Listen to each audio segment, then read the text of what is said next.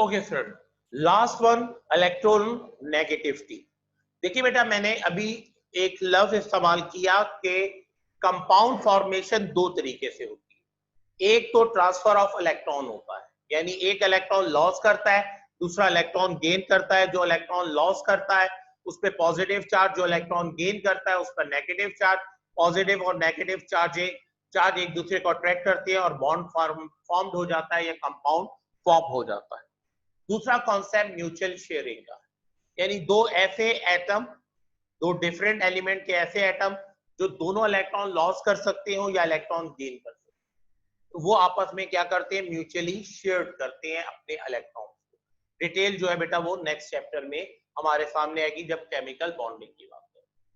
अब जब दो डिफरेंट एलिमेंट के एटम इलेक्ट्रॉन को म्यूचुअली शेयर करके कंपाउंड या बॉन्ड फॉर्मेशन करते हैं, तो दोनों न्यूक्लियस उस पेयर ऑफ इलेक्ट्रॉन को अपने ऑर्बिट की तरफ अट्रैक्ट करने की कोशिश करते हैं। तो वो फोर्स जिससे कोई न्यूक्लियस पेयर ऑफ इलेक्ट्रॉन जो कि म्यूचुअल शेयरिंग से बन रहा, वो पेयर ऑफ इलेक्ट्रॉन जो म्यूचुअल शेयरिंग क्या है बेटा, हाँ, अमूमी तौर पर स्टूडेंट्स हैं हम लोग, तो सॉरी आप लोग कोई भी चीज लेते हैं जो अगर महंगी हो तो अच्छा कुछ पैसे दोनों मिलकर पैसे मिलाते हैं और मिलाकर उस चीज को हासिल कर लेते हैं और फिर उस चीज को दोनों मिलकर इस्तेमाल कर सकते हैं, ये म्यूचुअल शेयरिंग हो। तो दोनों एलिमेंट के, डिफरेंट एलिमेंट के एटम अपने अपने इलेक्ट्रॉन क्या करते हैं, शेयर करते हैं। चूंकि हर इलेक्ट्रॉन की इलेक्ट्रोनेगेटिविटी यानी उस पेयर ऑफ इलेक्ट्रॉन को अपने ऑर्बिट की तरफ अट्रैक्ट करने की जो पावर है वो डिफरेंट होगी। तो जिसकी पावर ज्यादा होगी वो उस पेयर ऑफ इलेक्ट्रॉन को, यानी उस mutual share pair of electron को अपनी तरफ क्या करेगा, अट्रैक्ट कर लेगा। तो उस पर नेगेटिव चार्ज हो जाएगा और दूसरा ऑटोमेटिकली क्या हो जाएगा, पॉजिटिव हो जाएगा। लेकिन ये पार्शियली होता है, परमानेंट नहीं होता।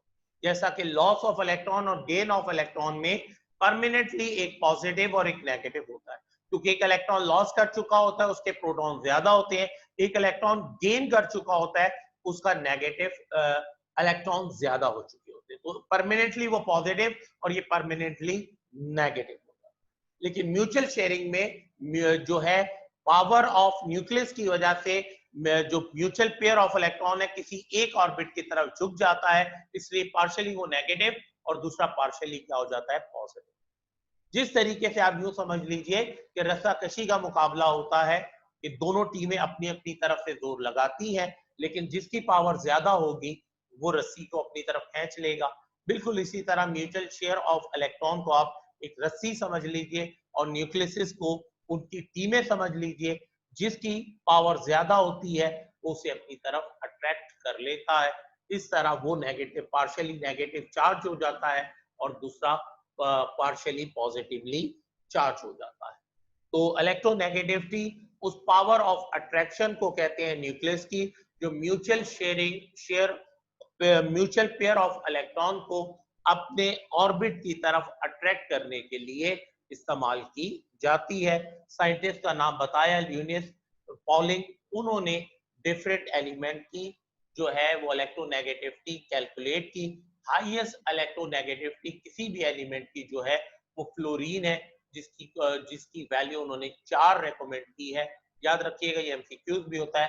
द हाईएस्ट वैलेंसी जो किसी भी एलिमेंट की है इलेक्ट्रोनेगेटिविटी, वो क्या है, 4 है। ठीक है बेटा। सो आज की क्लास में हमने